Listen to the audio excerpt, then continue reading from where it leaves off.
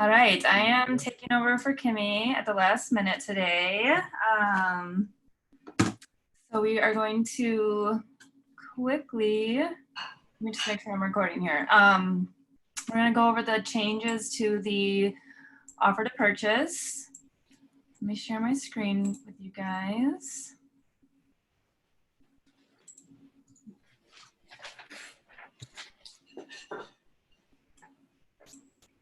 First, I want to show you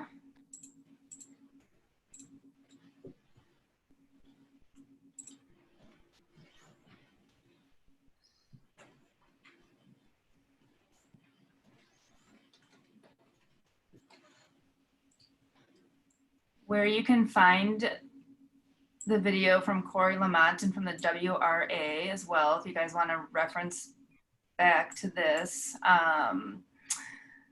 So you'll go to the WRA and it's in the legal tab and the legal talks video series. So if you want to reference that. And when I send out the follow-up notes and slides, I will link you guys to this as well.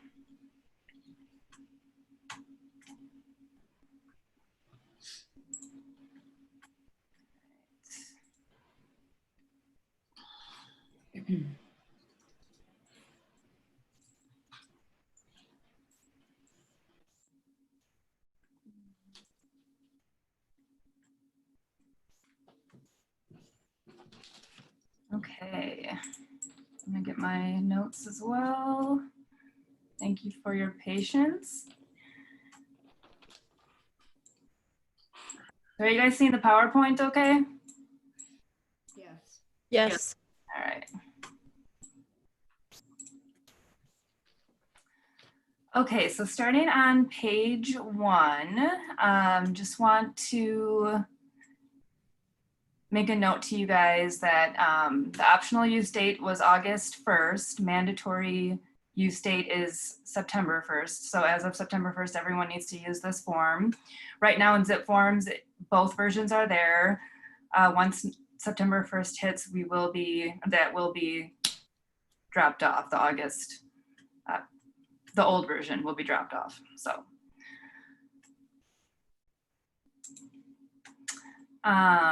first up, there is a change to the definition of a fixture. And it's just regarding the components of an in-ground pet containment system. So now on line 35, in-ground pet containment systems, including the receiver components. I think before it referenced not including collards, but now it is including those.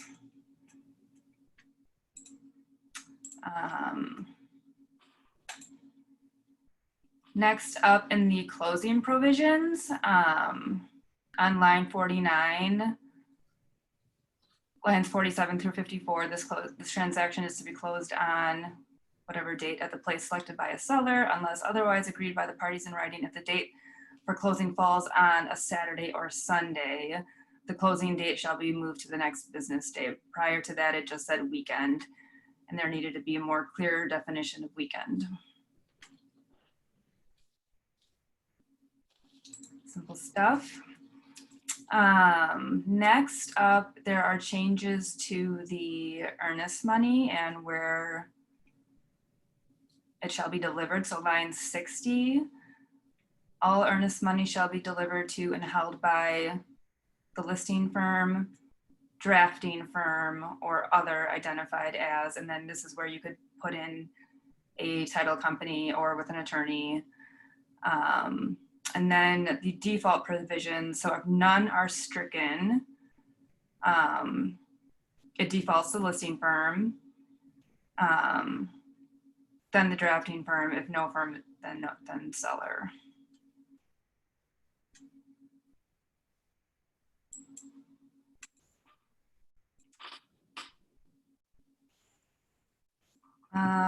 Conditions affecting the property. So this is found on page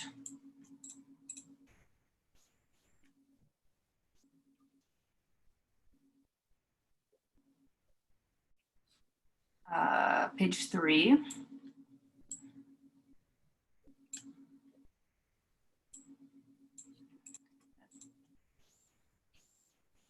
So,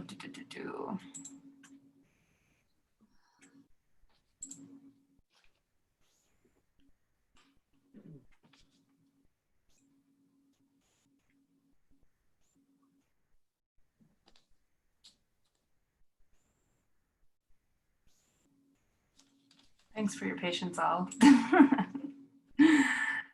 Lines 154 to 156, non-conforming uses of the property. So also to make a note that the real estate condition report is going to be updated to reflect these as well. So the seller will need to answer questions regarding these. So non-conforming uses of the property, conservation agreements, restrictive covenants, or deed restrictions on the property or other than public rights of way was added. Non-owners having rights to use part of the property, that's continued to be the same, but not limited to private rights of way and easements other than recorded utility easements. Other defects, including without, sorry, we're gonna jump down to 176 to 177, other defects affecting the property, including without limitation drainage easements or grading problems or excessive sliding has been added. And then relating to the Ferpta,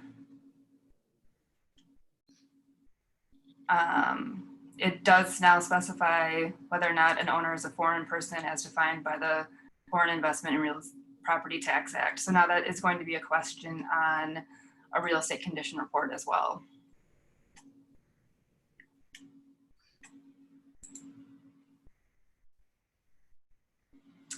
The next change is to the couple of changes to the radon testing contingency. So they now are including the word average radon level. So the full language is, this offer is contingent upon buyer obtaining a current written report of the results of a radon test at the property performed by a qualified third party in a manner consistent with applicable EPA and Wisconsin Department of Health Services protocols and standards, indicating an EPA average radon level of less than 4.0. I think there must have been just debate, you know, if it was kind of falling above and below that 4.0 level, and if sellers were arguing that at some points during the testing it came in below that 4.0. So then there's now a note for the consumer for radon information. Please refer to, this is line 246. For radon information, refer to the EPA at epa.gov/radon or the DHS. So you want to point that out to your buyers now when you're going through the offer to purchase with them.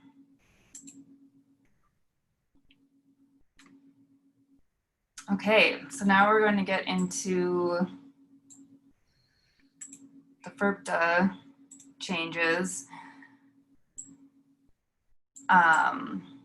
It was indicated that the biggest reason for all of these changes was that different brokerages were making their own changes to the language, including making up and creating addendums. So to address all of those changes that brokerages were taking it upon themselves to do, they just included it in the offer to purchase. So the biggest thing for us now, previously it stated that the seller certificate needed to be provided no later than 15 days prior to closing.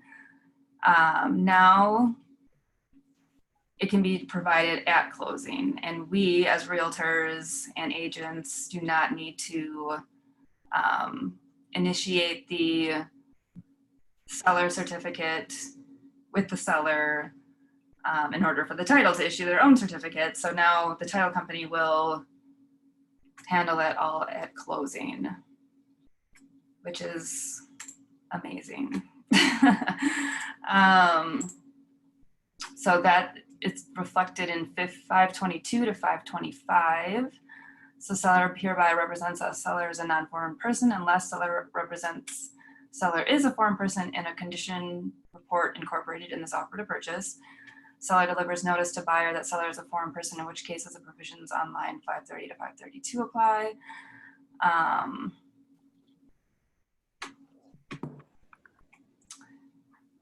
Seller, sorry, 525. If seller is a non-foreign person, seller shall, no later than closing, execute and deliver to buyer or a qualified substitute a sworn certification under penalties of perjury.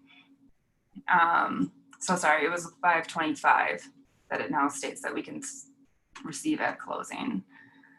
And then under this as well, if the buyer was not able to receive this, they could terminate the offer. That termination right has now been removed. So if seller does not provide this at closing, then the default provisions apply, which you'll find in lines 494 to 501 of the offer to purchase.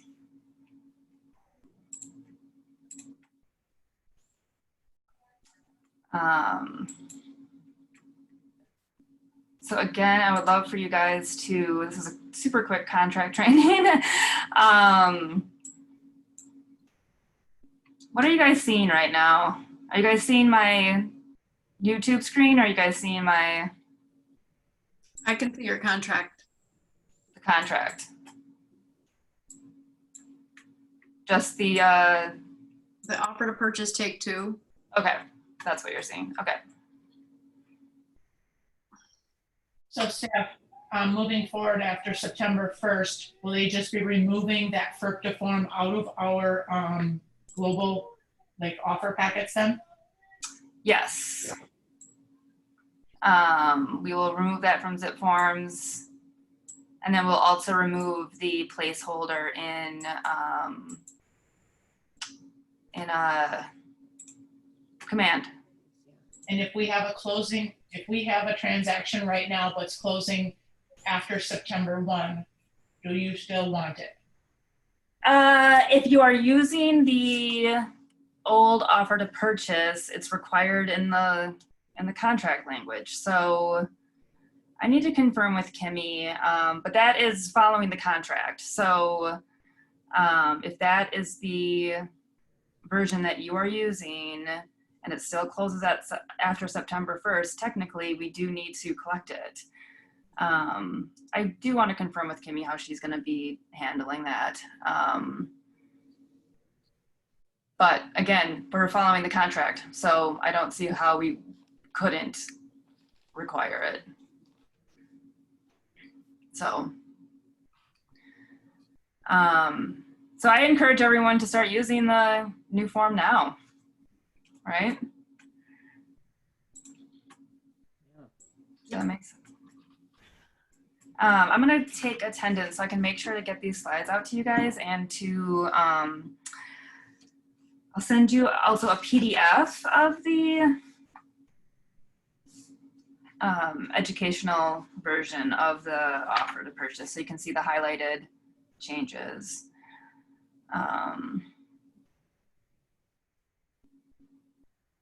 Is it loaded in zip forms? No, not the educational. No, the new form. The new But form. the new contract, the new updated version is in zip forms, yes. Okay. So, all right, who do I got here? I got Bev.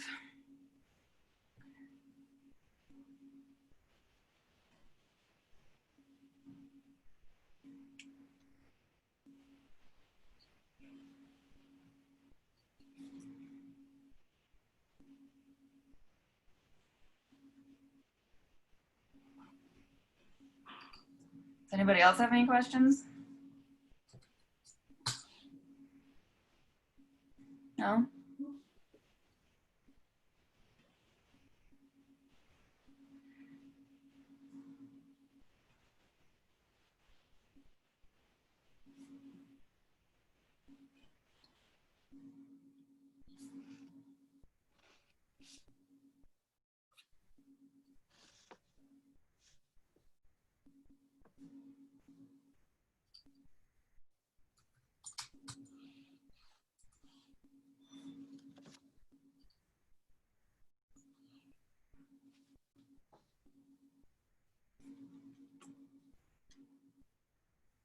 Okay, who's Julie K?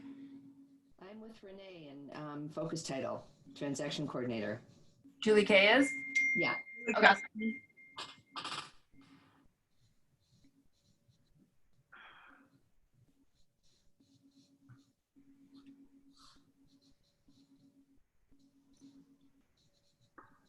I don't know how Kimmy does this so fast.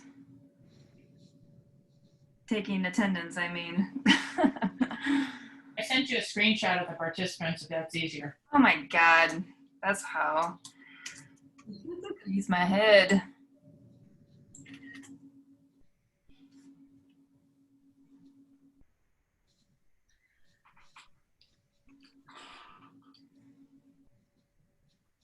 All right, gang. All right, thanks, Steph. Nothing crazy. Thanks, Well, tomorrow. Just making our lives easier. Thank you. All right. Thank you. Alrighty. Bye.